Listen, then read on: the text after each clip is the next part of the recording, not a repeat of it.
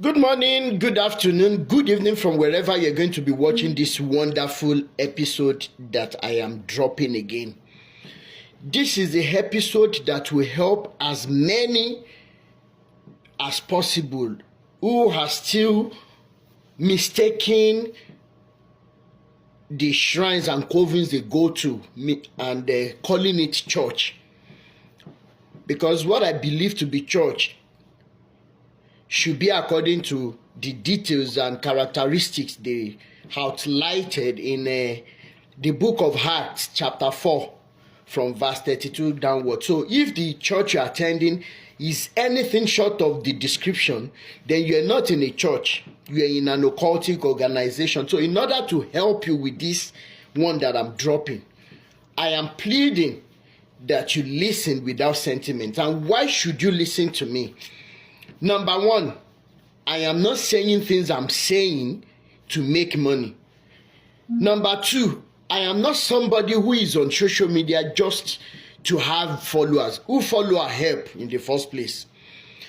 Number three, all my posts have always been about reducing the levels of injustice that we have in our society and also to reduce the gap that they have intentionally created between the poor and the rich. Now, what is it that I want to drop now? It is an uncommon, unpopular topic, an assumption that comes with conclusions that so many people will not like. And what is that conclusion? Number one, I want you all to know that it is not everybody that will be wealthy. According to our definition of wealth anyways, it is not all of us that will buy a car. It is not everybody that will have a house to his or her name, even if such a person will live up to 100 years on planet Earth. It is not everybody that will marry. And it is not everybody that will have children. I'm not sure you understand what I'm trying to say.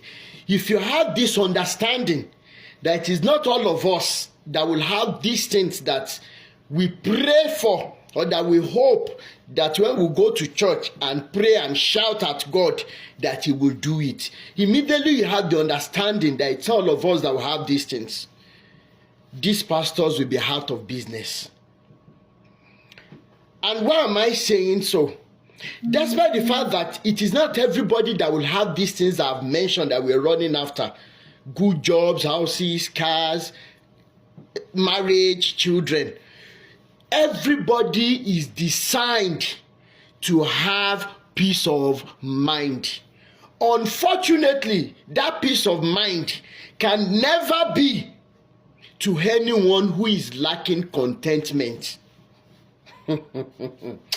You don't understand what I'm trying to say. If you are contented with the little you have, these pastors will be out of business. Number two, the contentment is one. Number two is that you must be able to remove what will people say syndrome from your life. Anybody who has been able to get to that level in life, there is no problem that he can't face. So two things: contentment. Number two, removing the syndrome of what will people say. Once you're able to remove these two things, hey, if I'm not married, what will people say? If I don't have child, what will people say? If I don't have good job, what will people say? If I don't do this, that is what is killing so many of us, and that is why we keep going from one prayer meeting to another.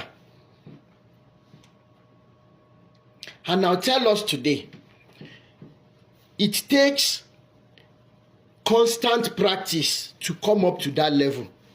And like I once said, I've had my own experiences, and God has helped me to grow up to that level. And that is why you will never look at our TikTok. I will never join those pastors that are singing fake visions. I was watching one yesterday.